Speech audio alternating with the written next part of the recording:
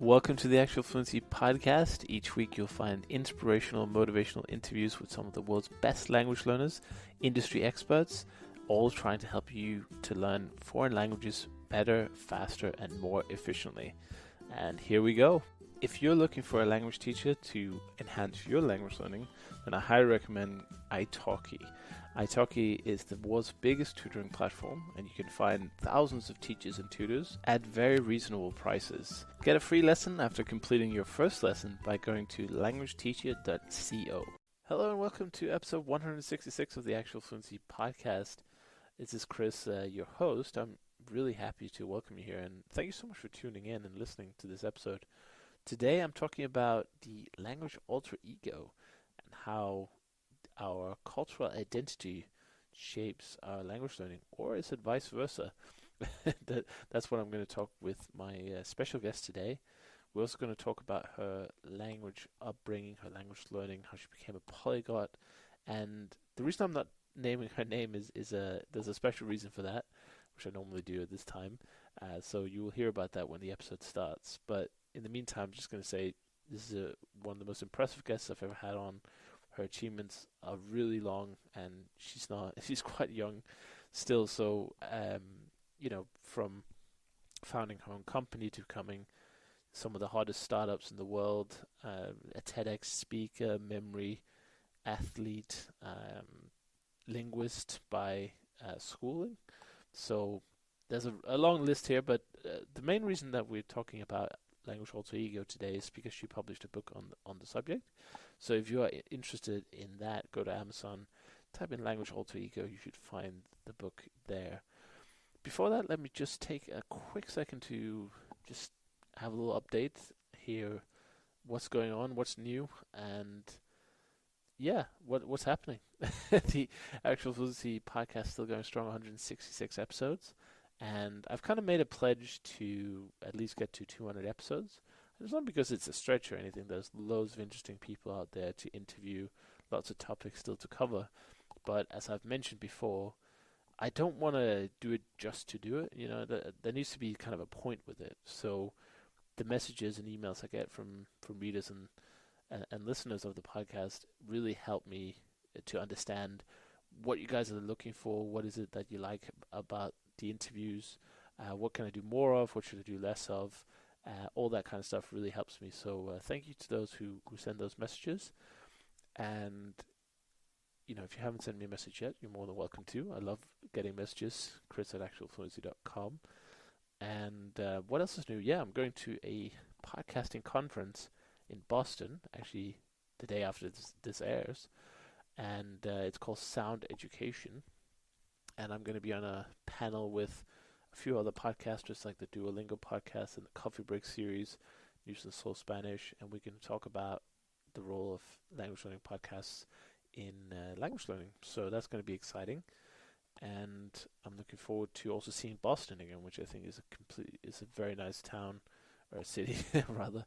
I was there a few years ago, and I really enjoyed my time there. I think the kind of area around Harvard Square is absolutely beautiful, and it's obviously a very, let's say, a foodie-friendly city. So looking forward to going back there and having a good time, doing some networking, talking to some fellow podcasters, and maybe getting some tips for how I can improve this podcast. So if any of you are in Boston and you're listening to this as it goes out on Monday, the 7th of October, do reach out. Maybe we can meet up for a beer or something. But in the meantime, enjoy this episode about language alter ego and cultural identities. Welcome to the show, mystery guest. I just asked you if I should introduce you as Ekaterina or Kate, and you said you had a story to tell about that. So let's start with that. Hi, Chris. Thank you so much for inviting me. That's an honor, indeed. It's really cool what you're doing, and I believe that this gathering of all the materials here and stories, fascinating, especially the stories, right? Because what could be more interesting than, a story, yeah? Yeah, you're right. It creates confusion, yeah, how to introduce me. So officially, the name is, the brand is Ekaterina Matveeva. However, Depending on the language, I prefer a local version of my name. Like, for example, even like this very moment, I'm in Senegal. I just got from Gambia, and here I started picking up a bit of Wolof, local language. And I already got my local name, like the version of Ekaterina, Kate is Kadi. So when we speak in English, Kate or Catherine, the most appropriate, and I'm used to Kate, I don't know, like since I've been probably 7 or 8. Therefore, when somebody addresses me Kate, I automatically switch to English. And like in French, then it would be Catherine, yeah, in Spanish, Portuguese, Catarina, Catalina, and Italian, Caterina, yeah. So like in Polish, Kasia, yeah, Katarzyna. So in Russian, like Katya, yeah. So like in Chinese, it's always like, yeah, playing around like with sound, like Catalina, you know, like because like no lo, no ro, yeah. So it's quite fascinating. Like in Farsi. Wow, yeah, and we'll get into this topic of kind of language alter egos, and but I just want to just insert my own experience with that because I had exactly the same. My name is spelled with a K and double F, so you know, in English when you say Christopher, they always expect it to be C and PH. So when I was starting out, and I said, and people said, "What's your name?" I said, "Oh, I'm Chris." They will all write to me with CH. And nobody would call me Christopher because in English, you know how it is. Everyone abbreviates every name if possible. um, so for a while online, I was actually known as CHRIS in the English world and KRISTOFFER in the Danish world. Kind of living a double life, which I eventually kind of merged together. But we'll get into all that in a bit. But tell us how you got started in language learning. When did you get that hobby? How did you get into that niche? Pretty much. One of my professions, well, I'm a linguist, so this kind of already, you know, logic, so linguistics, yeah, and languages. However, I should say that my language journey started like the way before, you know, I was born, because my family is quite a mix. So from my mother's side, my grandma and all like her family comes from Poland, and my grandpa, my father's father, is coming from Greece, like Greek roots. And my parents happened to grow up in Mongolia. They didn't know each other, but they actually studied school in Mongolia. Like it happened so as Soviet Union was developing that region, and Mongolia is located between Soviet Union and China. So my grandparents on both sides were sent to develop the economy and like the industry in Mongolia. So my parents went as well. Anyways, so they were kind of strangers, yeah, foreign country. And when they got back to the Soviet Union, so they met, and then Soviet Union like fell, and I was born, and it was a havoc. So I grew up like during Civil War, basically, because we stayed in Moscow, but then later, so it was World War, so yeah, kind of Poland, right? So I was exposed to some Polish, and my grandpa, while fighting in the World War II, liberated Warsaw.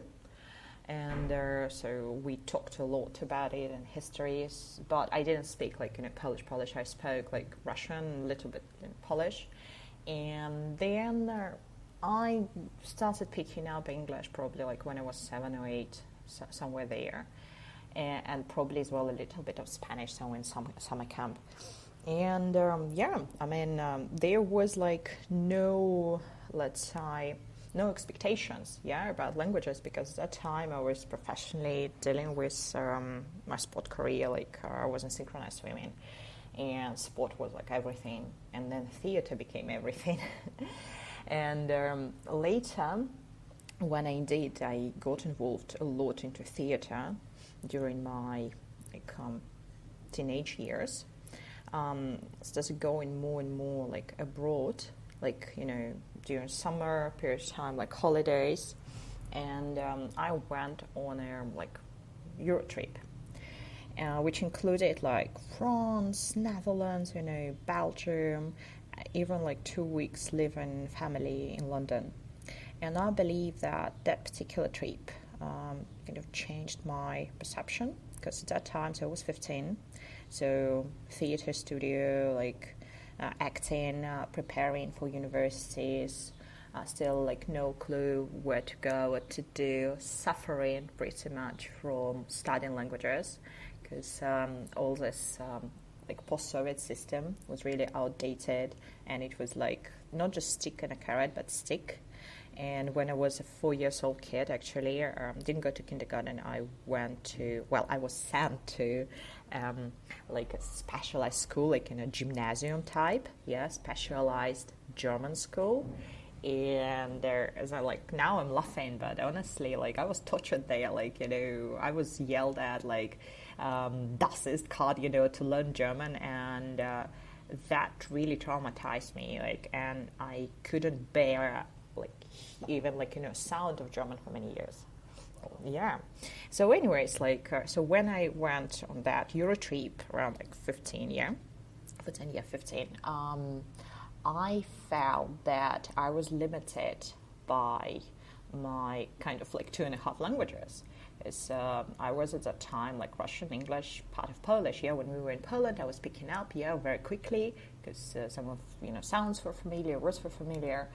But when we were in France, for example, in the Netherlands, it was just impossible. Like when we were in France in hotel, we needed hot water, like for instant noodles, and we're going to reception, we're like asking, do you speak English? The person says yes, and then when we start explaining to him what we need, he just says yes. That's the level of English, in France at that time.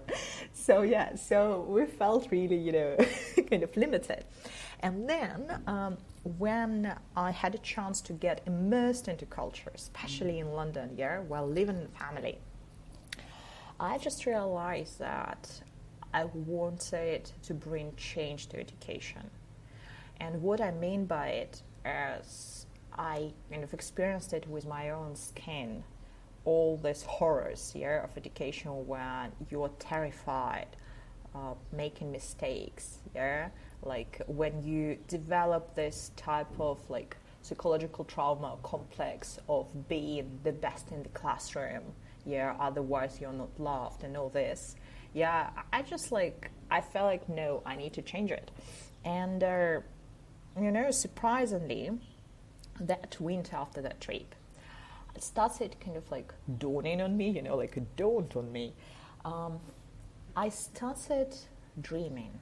Like literally, I started dreaming as if I was again like 4 years old. What I mean by it, that I could see like visions, how in the future, when I would be like 30 something, I would have a school.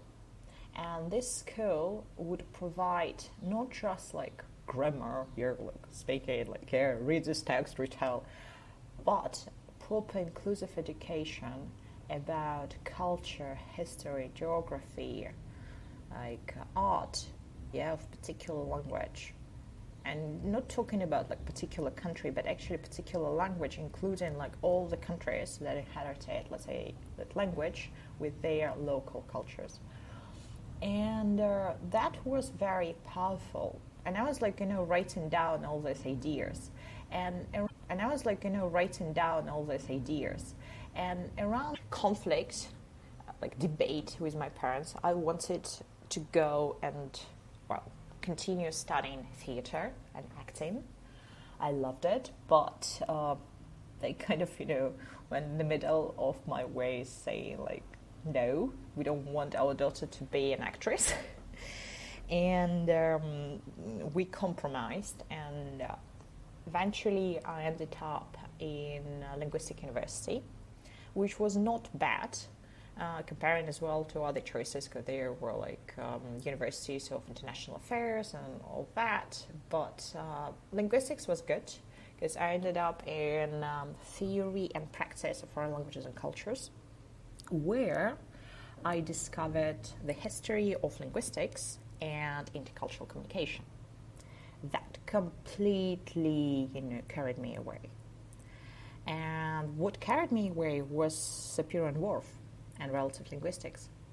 And I loved it so much that I was trying to, develop further on the theory that I stumbled upon about these linguistic personalities. And around the same time, we were given our second language at the university. And, I was lucky enough to get Spanish, because there were like 3 languages: Spanish, French, and German. And I was praying not to get German. I was praying. I was like so determined, that if I were given German, I would I would just change my, study group. So, yeah, I'm not kidding. So you still had those nightmares from back in the childhood. Yeah, at that time, yes. But it's funny enough, I think a year after, so there was a festival of foreign languages. And there was like a week of the German language or something very similar. So I happened to be in a theater, like in a cinema, right? And we were watching, what was that? It was one of the movies with Til Schweiger. And I know that the Germans kind of like detest him, right? But I watched it in German, with like German and English subtitles. And for the first time, I was like, German is not that bad. And that when I started coming back to German. But that's like, it's like the whole way, like it's a way of, 17 or 18 years. But anyways, so with Spanish it was pretty quick. And I think that as well, after studying the Latin language, it was very easy. Like with English, with Spanish, and Spanish, God, it grew on me so fast. And I believe in a semester, I was already intermediate, like around intermediate, from like complete zero, which was not, of course, complete zero given Latin and English.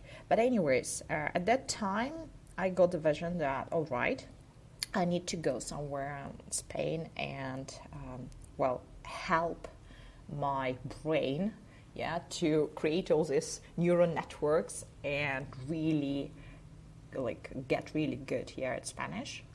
And then the plan was to do the same with Italian, but just on my own.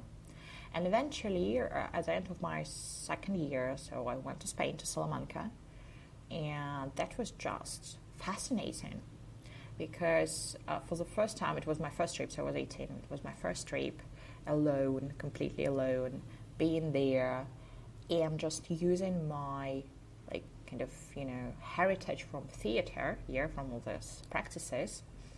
I was there imitating the locals. I was learning, fully immersed into Spanish culture, imitating everything. Habits, body language, everything what I learned in theory about intercultural communication. And I loved it because by the end of the stay of my trip, I was just referred to, this Ekaterina de Salamanca, so already, a local person. That was amazing. And when I got back, I decided to do something very similar with Italian, but Italian, I decided to pick myself. And that was a moment when I started developing the methodology, because I took the best from the ways I was taught or I was learning English, Spanish, then as well Polish, right? And I started mixing it all up, coming up with something, that would suit me. And eventually, with Italian, I think I started working on it the end of February, March. And by June, I was already mixing Spanish and Italian at high level. I was preparing for an exam in Spanish, B2, C1. And I was wow, I'm mixing it at this level, and I'm preparing as well for summer school, in Italian. So it resulted in something between 3-4 months, but the idea was that it's 12 weeks, and each week corresponds to a particular topic, both in vocabulary and in grammar. And that's how you cover from 0 to B1, at least. That's pretty quick. Yeah, that was pretty quick. But given that it's the same, linguistic group, yeah. So, like for example, Roman group, and at the same time, we had a test in Spanish about the future, like what would you like to do in the future? What would you like to have? And one of the answers was to speak 10 languages. And that's when I consciously ticked this box.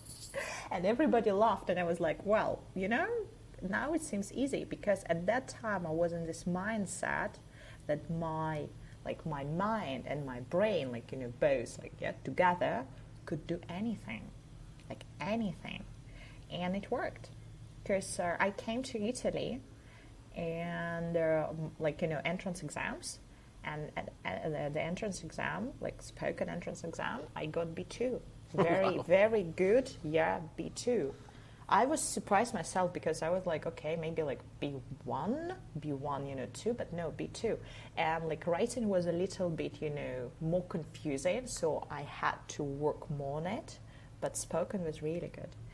And then it got even crazier, because I realized that given that I had covered by that time all the university program of Spanish, Spanish course, then Italian, and then English, or history of linguistics was over. I know the cultural communication course was over. And it was kind of transition at the university from kind of bachelor level to master level, but at that time they still didn't have this gradation. It was one kind of specialist program. So I realized that I didn't want to continue. I wanted to go further. I needed a bigger challenge. And surprise, surprise, I got back from Italy, and within a month I found 2 scholarships in Poland, in Warsaw and Krakow, and I just left to study there, to continue studying, same level, but I went for let's say social studies, more of sociology, international relations, in order to see how language is used as a tool, in negotiations, let's say, education, international education, a bit of politics. And I loved it. And simultaneously with that, I needed again a bigger challenge. And I was I was teaching, I was involved in in projects, lots of projects, organization of debating communities. I started, getting to know people organizing big events like G20. So I was I was involved in a lot of intercultural and international affairs. And then I just got into masters, Erasmus Mundus, but not Erasmus Mundus the way how we know it, exchange, for 3 months. It was a joint master, combined of 4 masters. So 4 universities, 4 masters, 4 diplomas. Wow. Yeah. And that was quite a challenge as well to get into it. But I was applying to a number of universities. I got accepted almost everywhere. And then I had this horrible, kind of headache. Oh, which one I choose? And eventually I opted for this program. And first I went back to Spain, to Galicia, Santiago de Compostela. And they speak Gallego there. So it was a chance to kind of pick a little bit of Gallego. And also I started learning Portuguese there. Because Portugal is very close. So I started learning Portuguese. And it was very confusing when you are in a Gallego-speaking country. And Gallego and Portuguese, imagine. Yes. So I was like, oh my God, what am I learning, Portuguese or Gallego? Eventually, so Portuguese for me, for the first time, when I could read it really well because of, Spanish. But when I heard it, I felt like it was Polish. Yeah, and with Polish, honestly, it was no problem, picking it up. And while I was staying in Warsaw as well, studying, I kind of, I dedicated my time to grammar, to writing, working it out. Because there are lots of similarities, again, between Russian and Polish, right? But there are particular things that could be quite tricky. Anyways, so Polish is just fine, started, influencing a little bit of Russian in terms of, I would say, kind of outdated words in Russian that are very similar in Polish and in Russian, and I really liked it because I used it in my poetry. And anyway, so with all this, like studying in Spain, like in Galicia, beautiful place, beautiful country, going more and more into sociolinguistics, sociology, loving it, working in research groups, then going to Italy, to Bergamo, University of Bergamo, again, like, Italian. There started like properly picking up French, because then it was as well the base, the foundation of the program was in France, in Perpignan, very close again to Spain. So anyway, so picking up French, and then going to St. Andrews. And St. Andrews is in Scotland, and I had no idea what was St. Andrews about.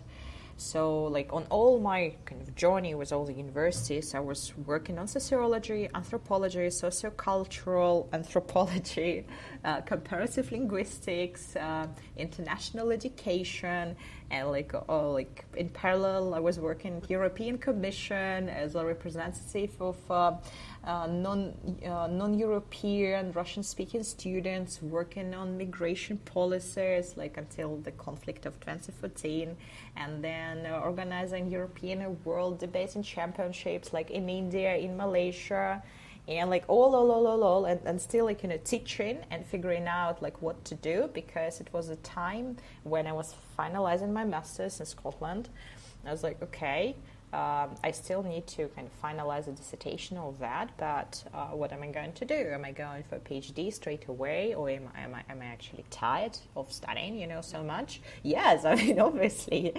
And then it just came to me that I just found a mentor there who helped me to figure out a little bit all my projects, because we had a fantastic project on a cultural shock with guys from other programs. I was teaching, and there was a block about opportunities in Europe, and I had it all, at once, 3 projects. And I was advised to focus on, one project. And first, I just went for a few, let's say, internships, and I ended up at Memrise. And I had no idea what was Memrise and who was Ed Cook. And, thanks to him, I found out about Memory Sport. And I think the same month when we met, I was already talking to the guy who was responsible for local championships, And I think in August I was already at my first memory championship in London. So then I got involved into memory sport. There's so much stuff to go through. Yeah, I'm trying, to kind of to condense it, but I should say that, after participating in a number of memory competitions, including 2 World Memory Championships, I can say that this stuff works. Tony Brazan created an amazing opportunity for many people, young and old, to develop their brain, and all these techniques helped to learn languages, because all these associative techniques helped me a lot, especially with Chinese, while I was preparing to go to one of the world championships. All these associations between symbols, right, hieroglyphs, characters, and sounds. So it's a lot, So it's about techniques, referring to techniques, what could help. What else do you use for your, when you're learning a language, if you could summarize it in a sentence or 2, what are your main key points of your language learning method? Right, so I believe so. It's a lot of psychology.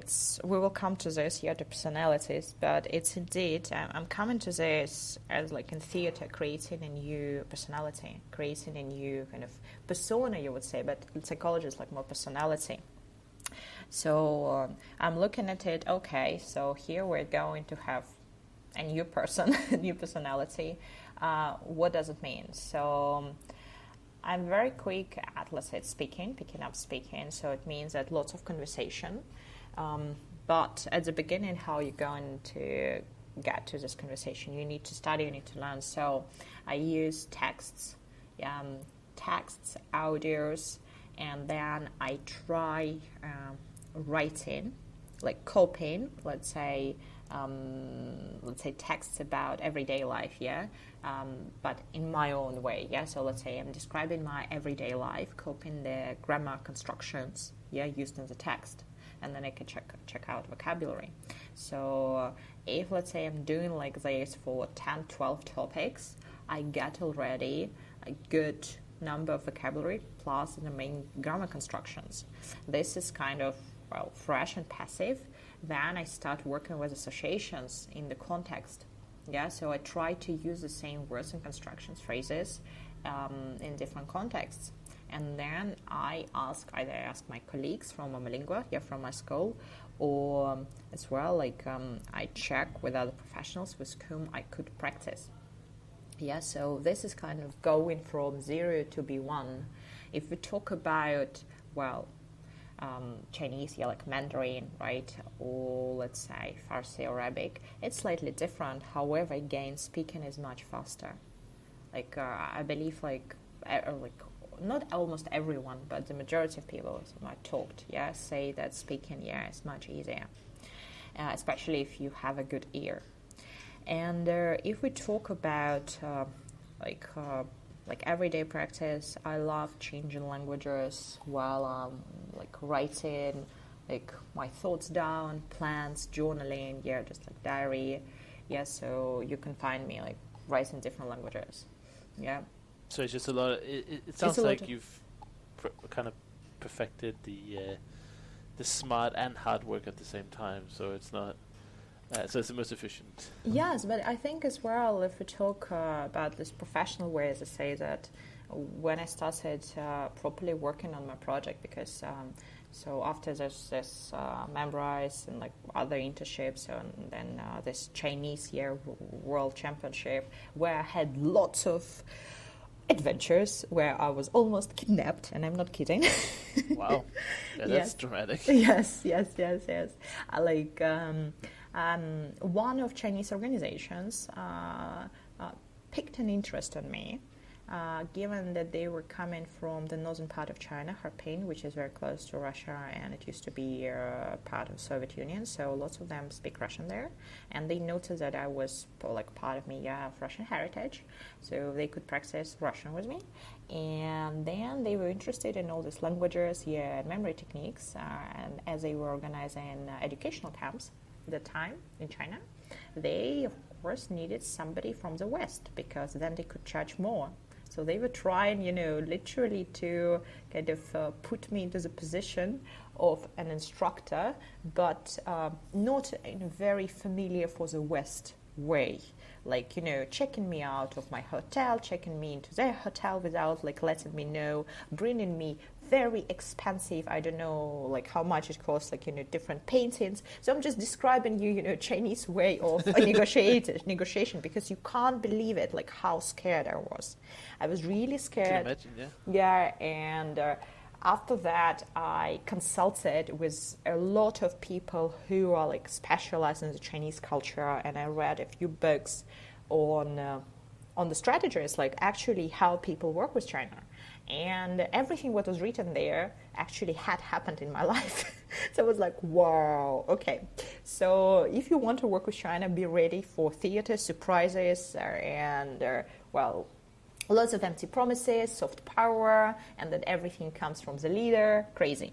Anyway, so when I got back, to the UK, I was determined to form my school. And the main pillars were, this rapid way of language learning, basically from 0 to B1 within 3-4 months, Then memory training, associative training for vocabulary or basic grammar constructions. Then it was cultural intelligence. At that time, I was calling it as intercultural communication. Now it's proper term, cultural intelligence. And another one at the time, it was more coaching. Now we put it as soft skills. At that time, it was coaching because I also got through training in NLP, neuro-linguistic programming. So coach and leadership. And it was really good for students preparing for exams, for example. yeah, because they were all stressed and we knew how to help them psychologically. And then we changed to soft skills because there is a higher demand on perfecting communication skills in foreign languages, especially if we talk about management, leadership, global business. So that's just, different angle, like public speaking, for example, or management.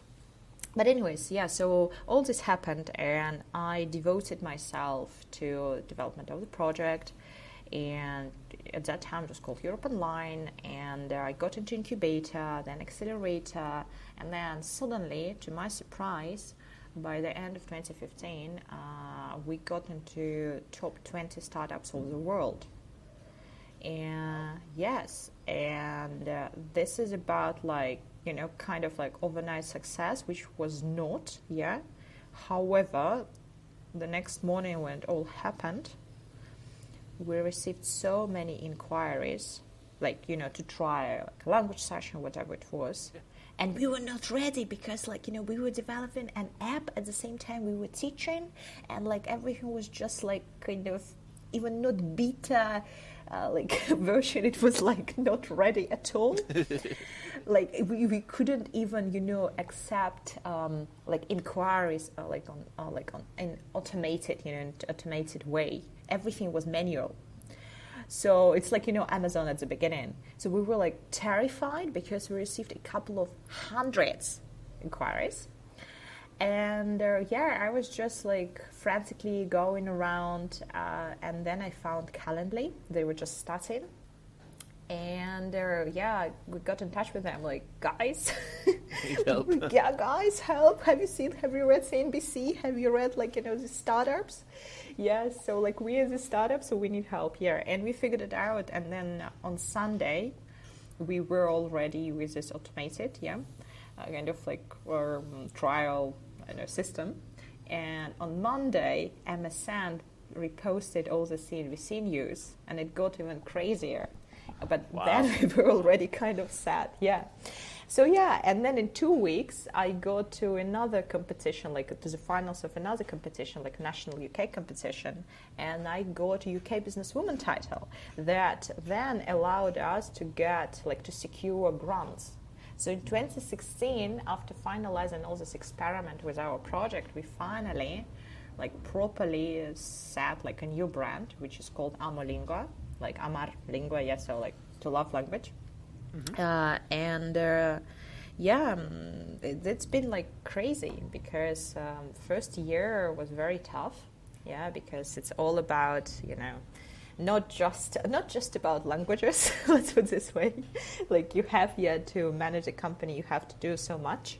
At the same time, I was writing books, was invited to give a TED talk, and it's been all insane. I think that was a time when we kind of briefly got introduction. I think I shared with you that I wrote a book at the time. It was my second book already, this language alter ego. But then, it wasn't the end, because I was continuing with TED Talk, with more as well scientific articles and the research. And now I'm, in the process of production of my third book in Spanish, yes. I think my reaction was, how do you get all this done? That's a very good question. I believe that it's due to all the childhood horrors. When I was in synchronous swimming, so I practiced it for 5 years. The discipline was number one, and I knew that if, for example, let's say I would go from school straight to swimming pool, and after swimming pool I would have just 1 hour to eat and to complete my homework. And I wouldn't be able to do anything else later because I would be too tired and I would fall asleep. So I had to do it within that amount of time. So I believe that time management, discipline, and fatigue kind of coined it. I don't know. And it's all about as well energy and inspiration, because at some point then I just realized that with books, it took me quite a while actually to sit down and write books, because I was always good at poetry, Like I write in different languages, now less, but used to be really a lot, and as well I'm recognized in a few continents in this matter. But with books, I just realized that I want to provide people with inspiration for language learning, because one thing when I'm learning on my own, second thing when students come to study with us, to school, and the point is that with school they don't study just like with me or with one of my colleagues. They study actually in it with a team of tutors. So each tutor is responsible for a particular aspect, because like a lot of my colleagues, like professional linguists who are specialized, let's say, in grammar, in speaking, in listening, like phonetics and so on and so forth. So we kind of create this immersive environment. But again, this is available for people who come and study with us, right? But what about others who would like to study maybe on their own? Sure. So I decided to share. And the first book was born during a situation when I was I had like a major screw situation. So with documents, I was renewing my residence in the UK, and I happened to be caged in Moscow while I was figuring out how to get it all and settled.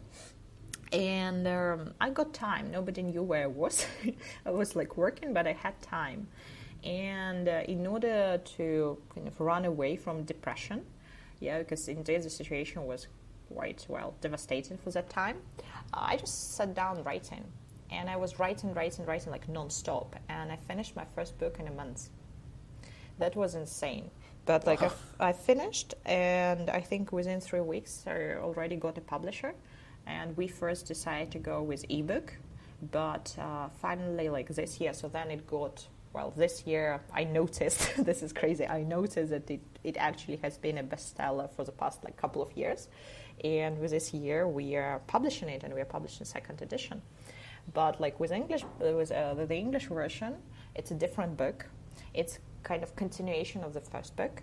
That was a bit trickier, I think, because I knew that there are lots of materials about language learning in English.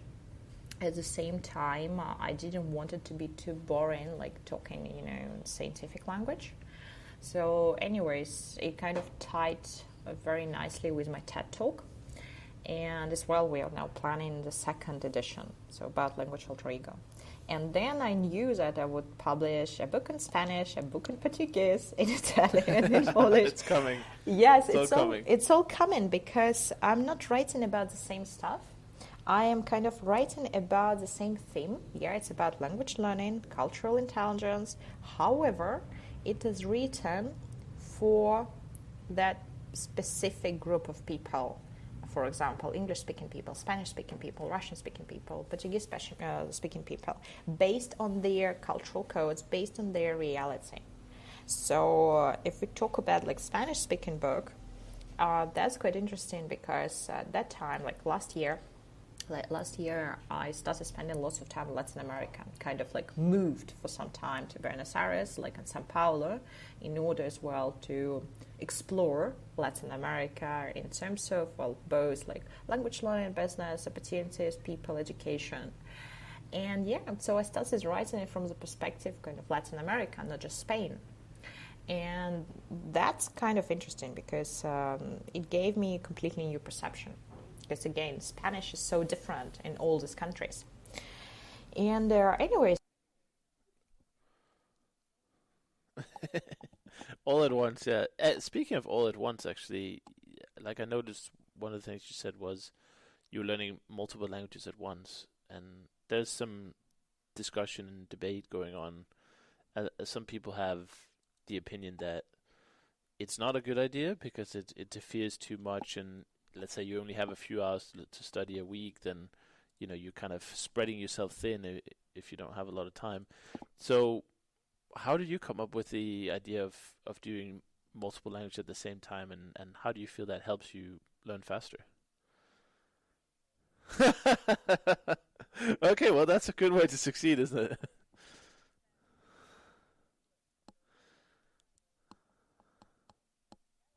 Right? And every time I knew that I would go to study to a different country and I would actually study in that language, I had to be ready. And like, you know, even like, I don't know, before going to like the summer school in Portugal, yeah, so I needed to be very sure, like, you know, properly, like, you know, properly settled, yeah.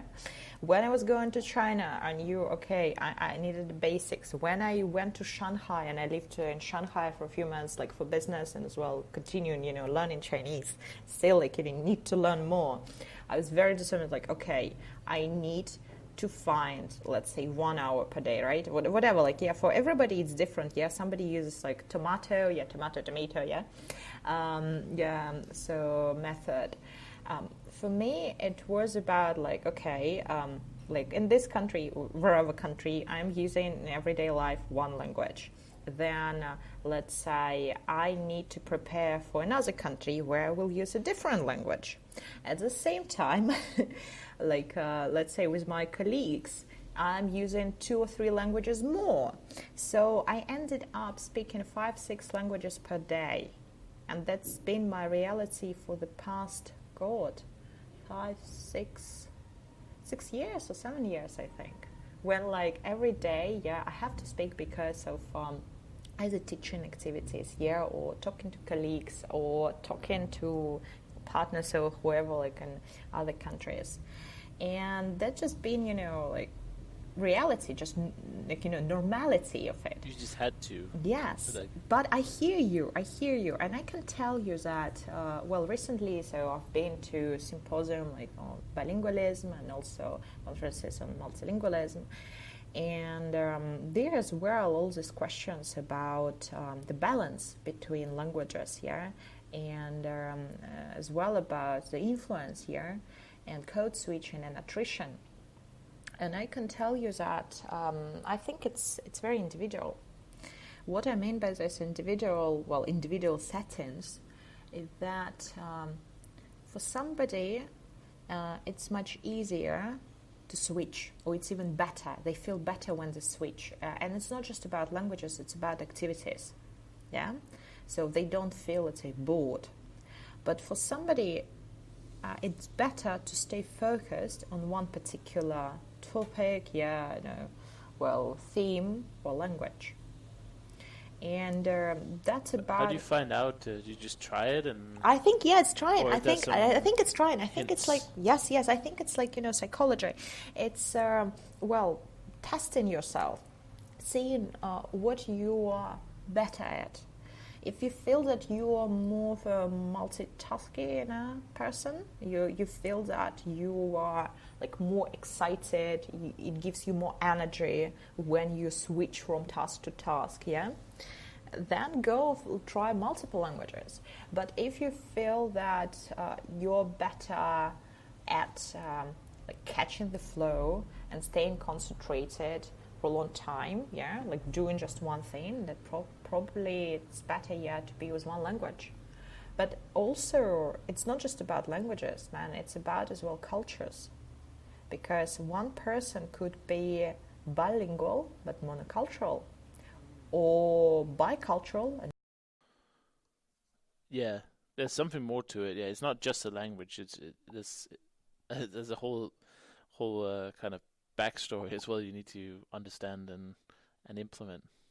But that's not easy though. That's the hardest part. I talked to my friend Anthony, who was on the podcast. It's probably about 100 episodes ago or something. But we were talking about he's been living in Prague for about 15 years now, and we talked about how even though he's as fluent as you can be in Czech, like there's nothing he doesn't understand. He could still get lost at a dinner table if the other people started talking about their favorite cereal commercials from the 1990s or 1980s, you know. So it's really tricky, and I think sometimes language learners give themselves a hard time on this.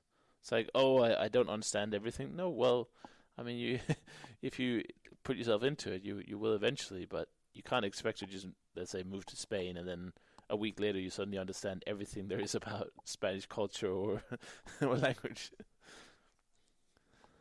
Thing like that's our idea as well, like coming back to all this like linguistic stuff, yeah, about like these personalities. That's the idea that the utopia of language learning, that a person who embraces all, let's say, cultural references, social references in the language, like in the dialect and context, can be considered here as this perfect, well, example of secondary linguistic personality, because when you create this personality, you create a person. Yeah, it's so different. It's unbelievable how different it is, and it shows itself for me anyway. Just to give me some personal context, it shows in the tone of voice, the confidence. There's all kinds of differences when I speak, let's say, English to Danish to German, which are my three strong languages, and then as I speak some of my weaker languages, it changes even more. So it's a funny thing. But what would you say to people who find oh, maybe I should ask you this first.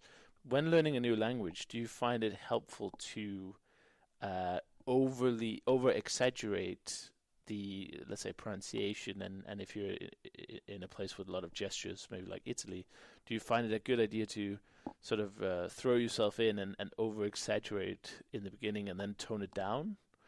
Or do you find it's easier to increase it from the bottom?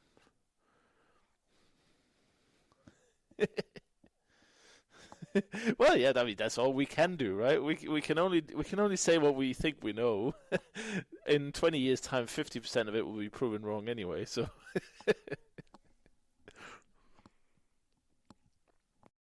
Prosody, I mean, so what do we understand by prosody? We mean all the tone, yeah, so intonation, accentuation, mimics as well, body language, emotional responses, endocrine responses. Endocrine responses, it's like your endocrine system, yeah, so it's already like it's your biology and chemistry involved, the chemical reactions. It's I don't know, if, like, let's say you get scared, you get adrenaline, right? When you get angry, you get something else. So it's also tied up to emotions, and emotions, of course, are tied up, like emotional reactions, tied up to cultural connotations accepted in particular society.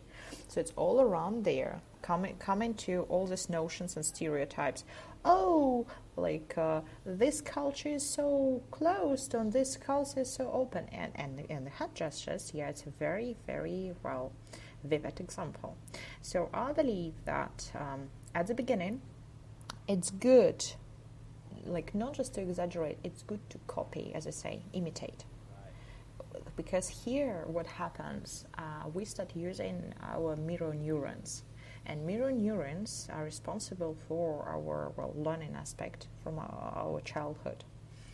And like that's why, like, it doesn't cost us, so much effort just to look and imitate.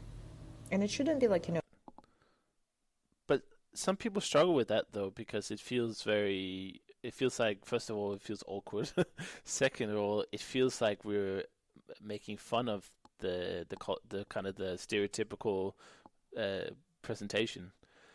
So a lot of people resist, and I think that's actually holding them back because we, as a second language learner, it sounds exaggerated, it sounds silly, and it might, for the native speaker, sound a little bit different.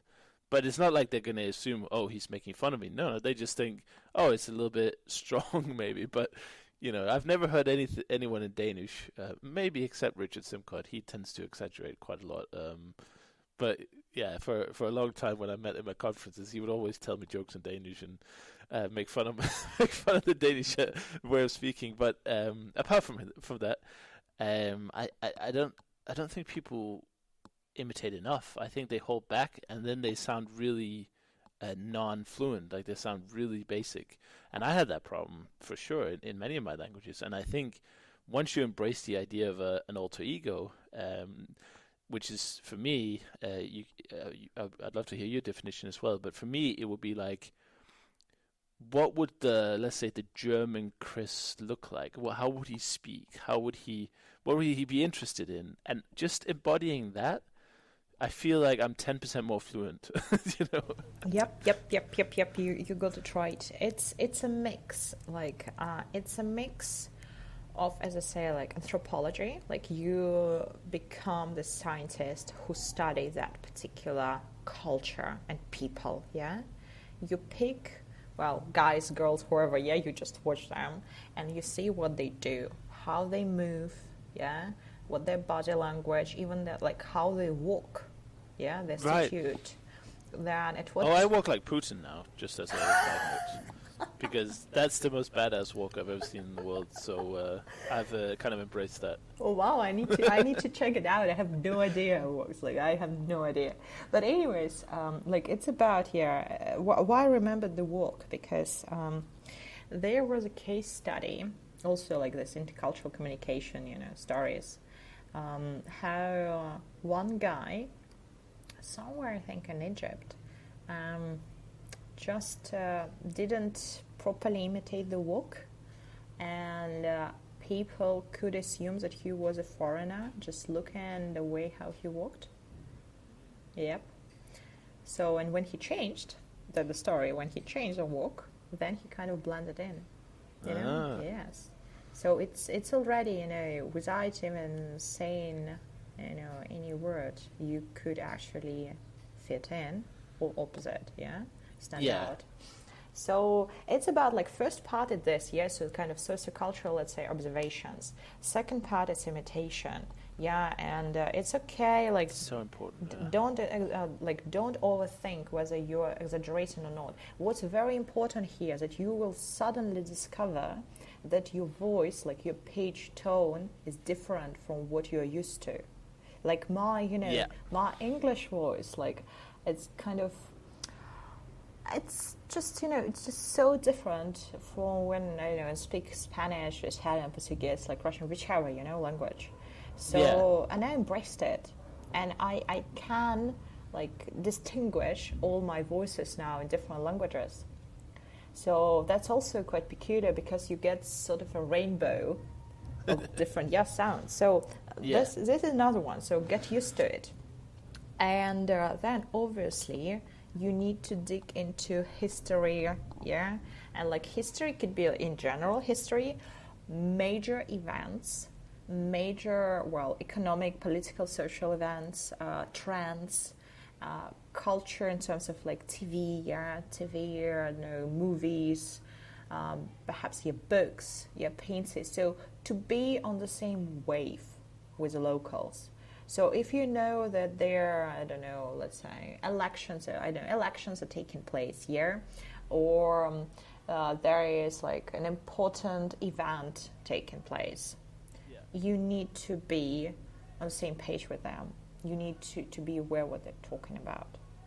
So you shouldn't be like very like hard on yourself this, but I believe that's indeed very important, because as soon as you start getting it, and then as well like making jokes, and understanding the humor, I think that's when you kind of get on top of it.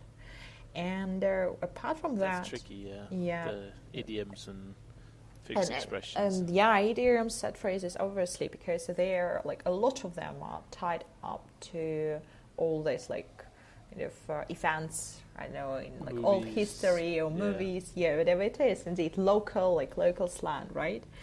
And obviously then it's about decision making and perception, because I conducted a study on perception of the world, like on perception of time and space, and like in different languages, like different cultures.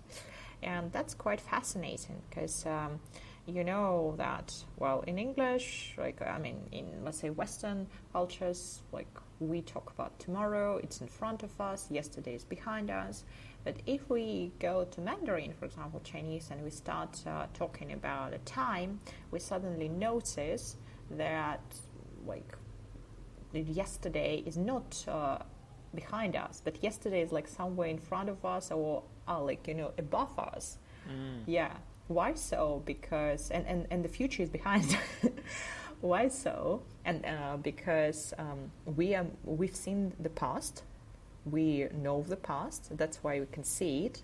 but the future is unknown. That's why we're Yeah, I moving with see. our back. Yeah, we're moving backwards.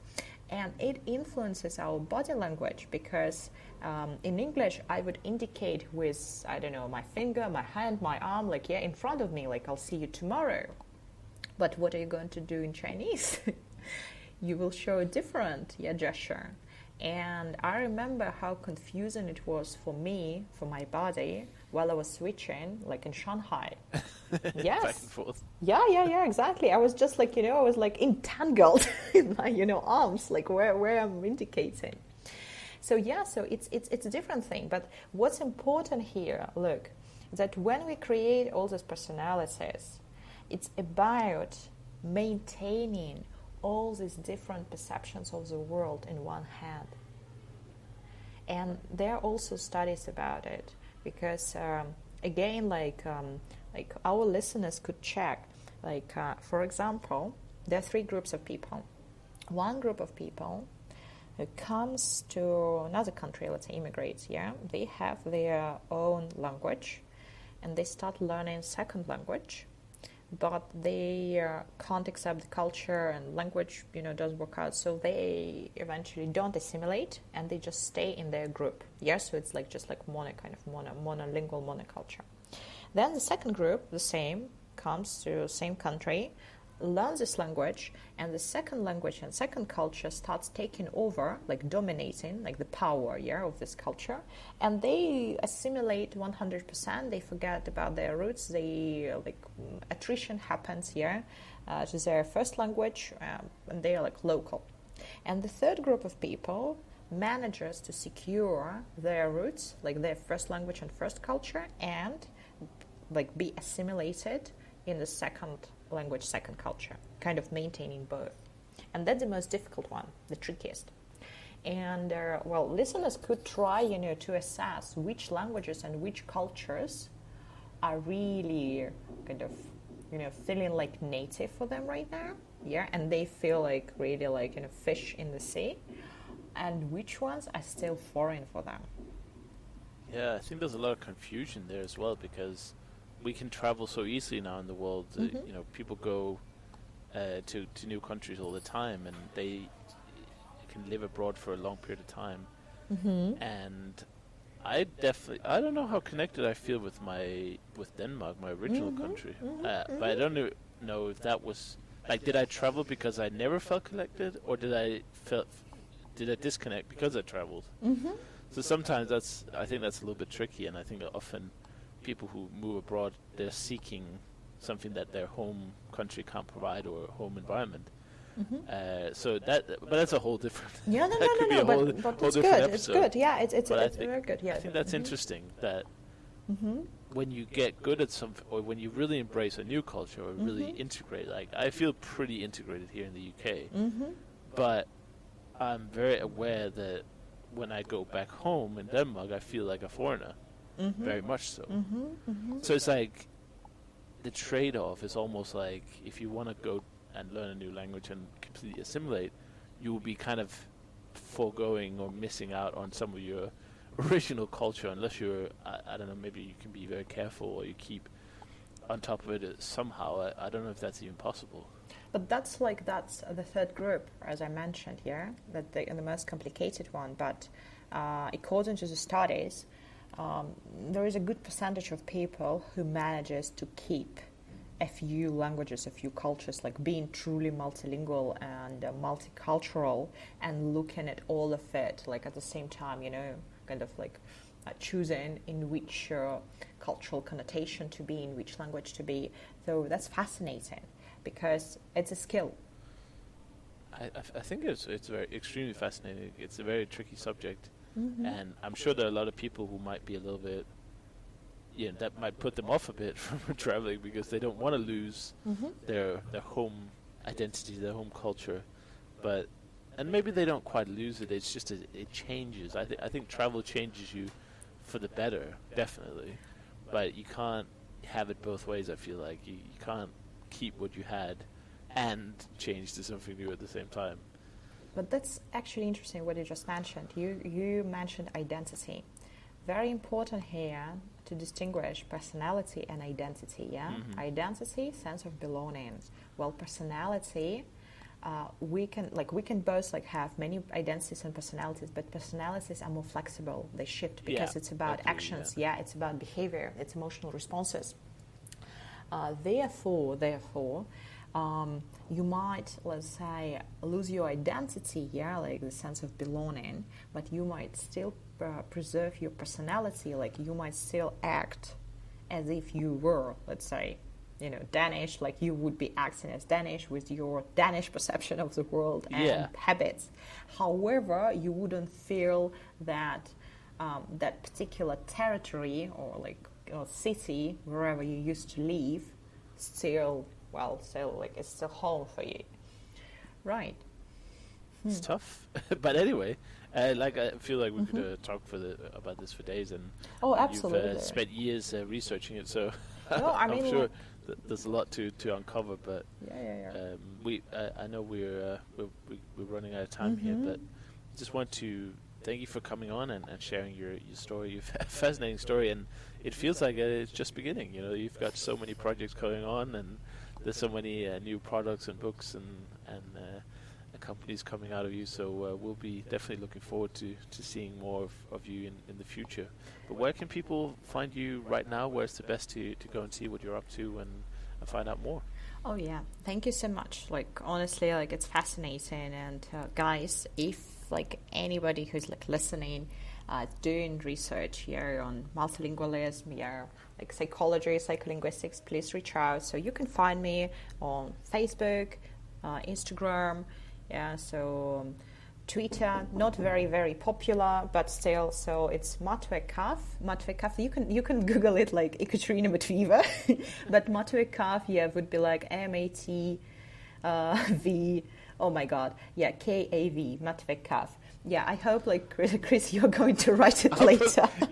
I'll put it in the title, of course, and I'll also put it in the show notes. But Instagram, and Facebook is good. Yeah, and also like I'm a lingua because we are writing there different tips as well on like soft skills, like for example, public speaking in foreign languages. Yeah, explaining people how they could master their speeches and how they could prepare like TED Talk speeches, in different languages. Yep.